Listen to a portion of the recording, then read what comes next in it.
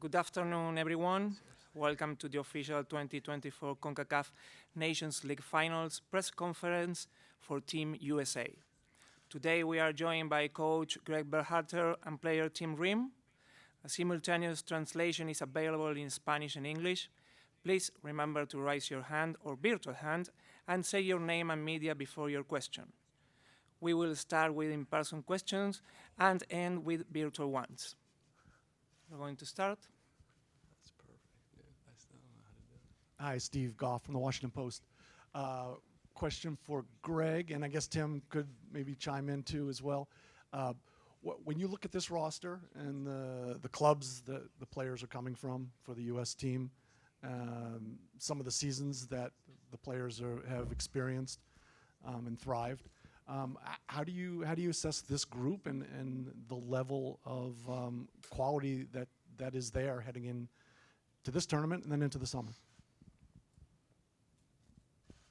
You want to take it? I still can't get this thing out there. Yeah, you figure out that earpiece. No, like you said, when you look at the roster, you look at the squad that is here, and even some of the guys that aren't here. It's an incredibly talented group of players. One that, I think is, as Coach said, was one of the most difficult to put together. And to watch everybody perform, from my point of view, and as a player, seeing them perform throughout Europe is. It's just so impressive, to see the number of guys who are doing well, and then to see him bring that into the camp and into these games and going into the summer is a good position to be in. Yeah, the only thing I'll add is that, as Tim mentioned, when we were picking the roster, it was really difficult. And then when we had to replace two players, the players we replaced him with, had just scored a goal in the Bundesliga and has double-digit goals in the championship in England. So it shows the quality in this squad, and watching every week to see our guys performing well is a great feeling for us as coaches. We're so proud of what they're doing and what type of people they are.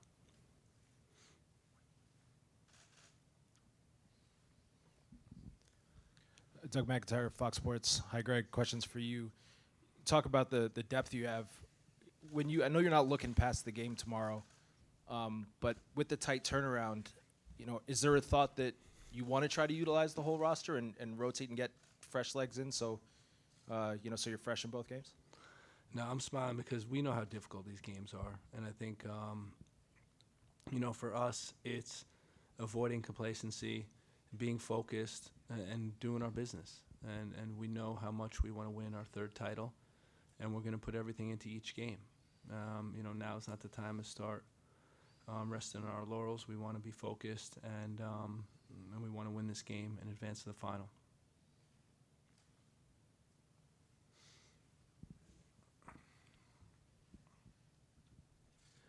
Thanks, Greg. Sanjay with Backheeled. Two questions, and Tim, you can chime in on the first one. During the last cycle, you talked about how you were bringing along basically a group of kids, college-aged kids, on and off the field. Now you still got a few guys in that category, but you've got a lot of other guys becoming young adults, right? So, what's it been like? 6 months being back.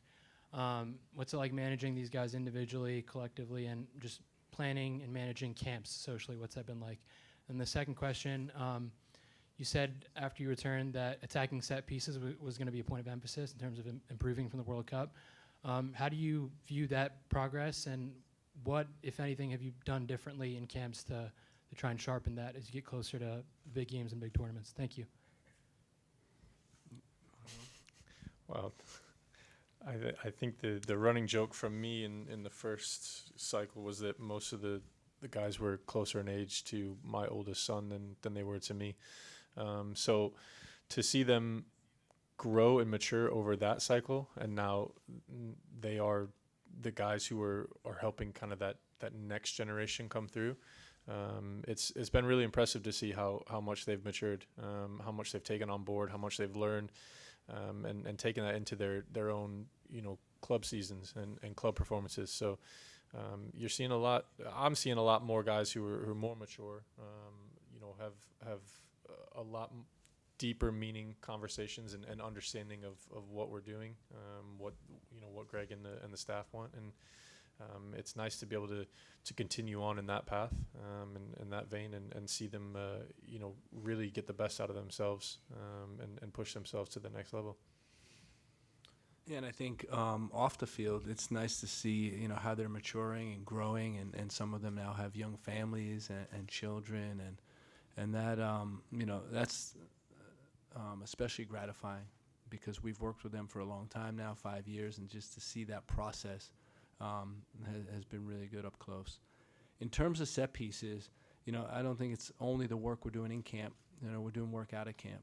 We formed a group that is working outside of camp with the players and going over offensive set pieces, getting their ideas, working, giving them a lot of responsibility of how do we get better.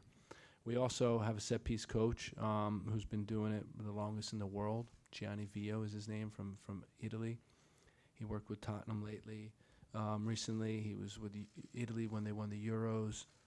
And he's experienced, and now it's just pulling that all together, being understanding that it's a process, that things aren't going to necessarily happen, from one game to the next. Not that you just flip a switch and you're a great set piece team, but we're putting in the work and we want to get better. And I see the guys we saw in training today; they were really aggressive in set pieces. So we'll see what happens.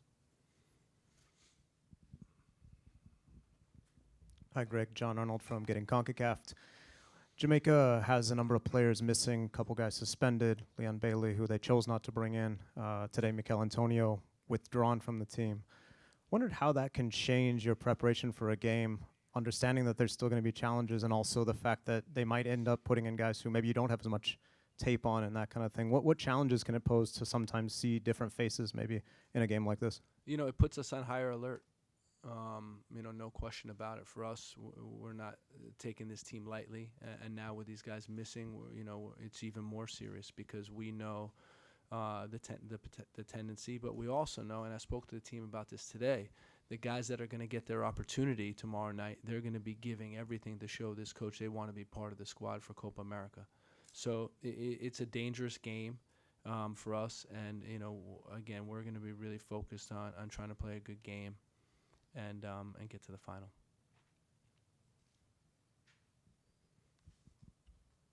Thank you. Michele Giannone from Univision and 2DN. Hi, Greg. It's for you. This might be a dumb question. We'll see. Following up, John, Jamaica is missing a lot of key players.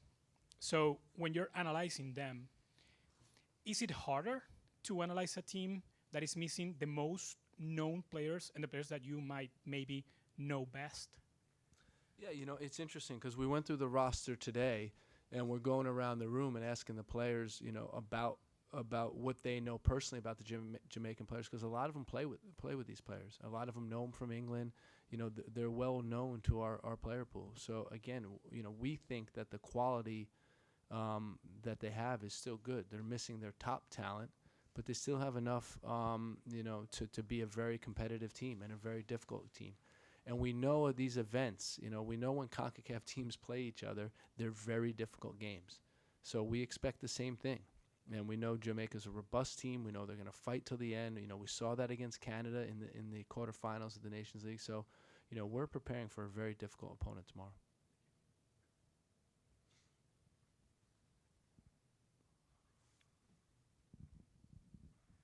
Hi, Coach. Tim Francisco Villalobos from Televisa Univision. Easy and a hard question. Who wants the easy one? Who wants the hard one? Be honest. Doesn't matter. You're the captain. You'll get the hard one. We're well trained. The United States faces a situation that has never faced in at least in decades, where they're qualified for Copa America, they're qualified for the World Cup, for being the host nation, and obviously because of the way that you guys got here to Nations League. How I asked this to the coach in Mexico.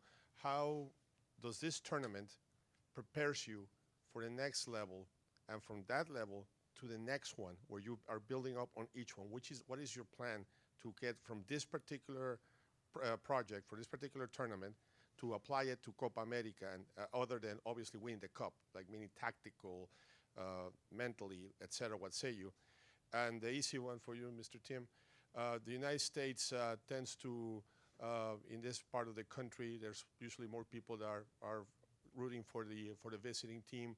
However, there's as demographic changes, there's more and more children, children of those folks that are born here that have never touched South America, and they're rooting for MLS teams. What say you? How does as USA players try to cultivate those new fans and get them to root for USA rather than the countries where their parents and their grandparents came from? We're gonna answer in reverse. Yeah. Okay. No, we've had that discussion as a group, as you know, as players, and you know, we have an opportunity to, you know, change the game in this country. We have an opportunity to convert fans, to convert, you know, youngsters, and not necessarily convert them, but bring them more on board. And that's our job as players, as role models, as people. You know, to put ourselves out there, to you know, to bring these youngsters, and you know, maybe convert others to you know, rooting for the U.S. As you said, a lot of them have not set foot in South America, and they obviously know the best players in the world. They know the best players that come from South America, but their home is the U.S. And for us, we want to make sure that we're putting on good performances, that we're playing well, that we're presenting and representing ourselves, but also representing the country in a very positive way, and hopefully that, you know, that gives them, you know, a team, players, and a group that they can aspire to potentially be like, but also to really support and root for each and every time we play. You know, and for us, we're using this tournament as a pivotal part of our preparation for the World Cup. We're using Copa America. We're using, you know, these high-profile friendly games that we have, because, you know, the way we look at it is elimination games and playing against the best teams in the world are going to prepare us for 2026. When we don't have qualifying, you say, okay, what else is there? And it's clearly Nations League, knockout competition, a chance to win a trophy. Colombia, Brazil, big profile friendlies before the summer, and then Copa America, the oldest, one of the most regarded tournaments in the world. Again, help prepare us for 2026.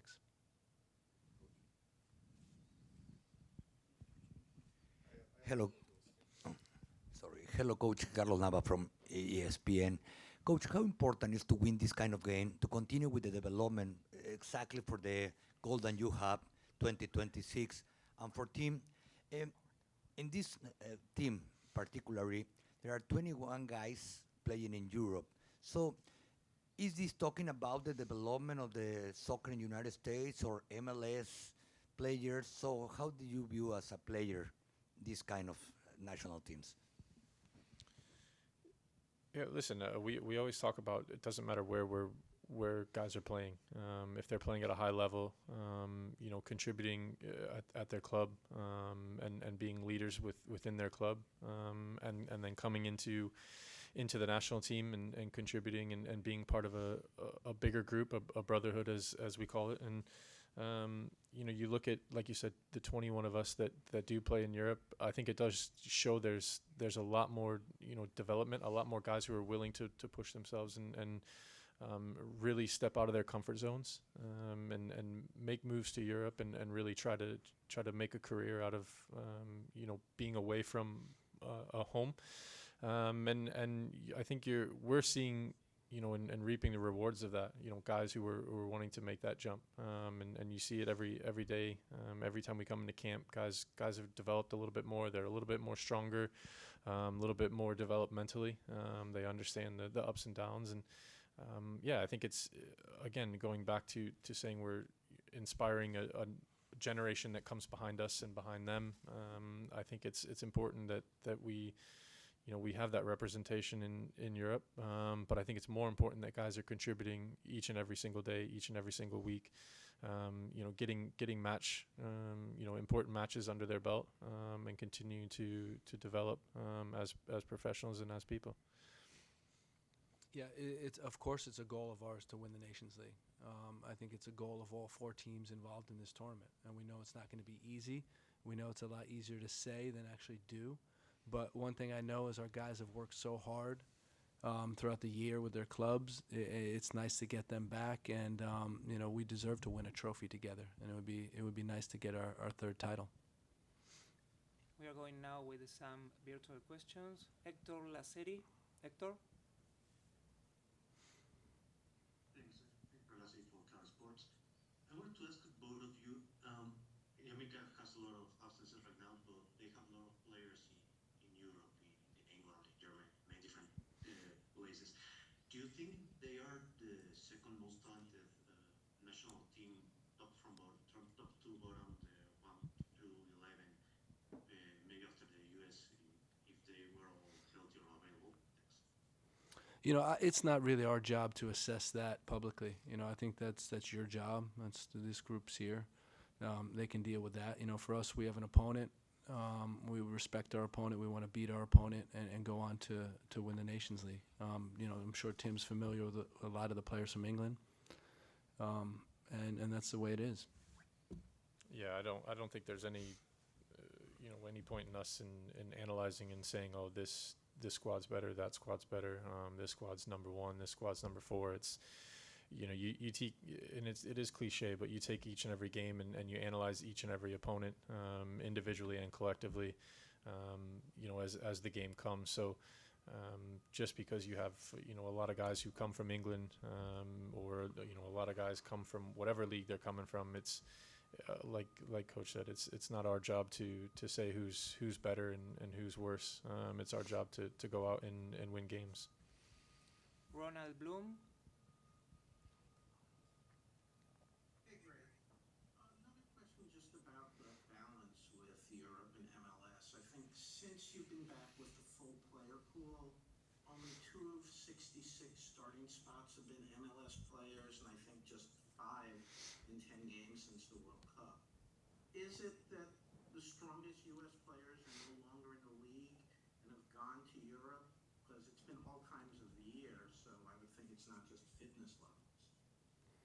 No, I mean, I think, again, I can't speak highly enough of Major League Soccer and its role in both setting the standard for professional leagues in North America, with the facilities, with the stadiums, with the level of competition, and then also youth development. And we've said all along, if you look at our roster, how many guys have come from MLS clubs that are currently on the roster right now?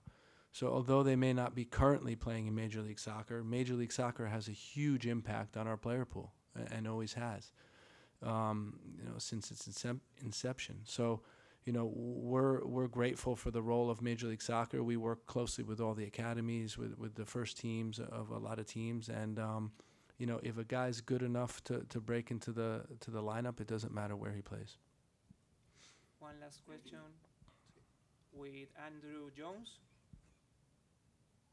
Thank you very much. First for Greg, Johnny Cardosa, how was he doing in terms of his fitness, in terms of full availability, and how did you write when you brought in as not only for his merits as a player, but him knowing his comments you see made in Joel Lesveri and Casey Palmer? How's he been as a scout for you there? And Tim, we had a good talk with Jedi about Anthony Robinson, talking about Bobby Reed, him being one of the jovial guys in the locker room. Talk about your bond with him and whether you want to be a coach one day with how analytical you are up there, with breaking it down just like Greg. Yeah, we as Greg said, we had a meeting and a lot of us were able to speak up because we've played either against or with a good number of guys who play for Jamaica, and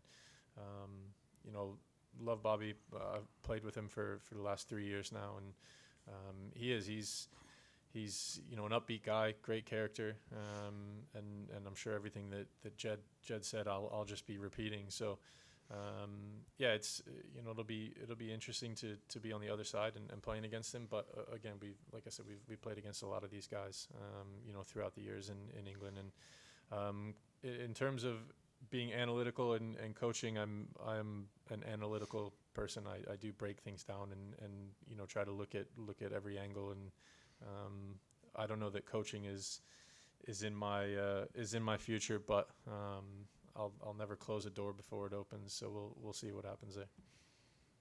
He'll stay involved in soccer. You can count on that. So about Haji, we're talking about that. Yeah, Haji was helpful in giving information about the two players that he plays with. He's looked good in training. Johnny arrived last night. We had to get him an MRI in Spain. He had to pass a fitness test today, and he will be on the final roster. And we'll just have to see how he continues to progress. Okay, we finished this press conference. Thank you, Coach. Thank you, Tim. Thank you.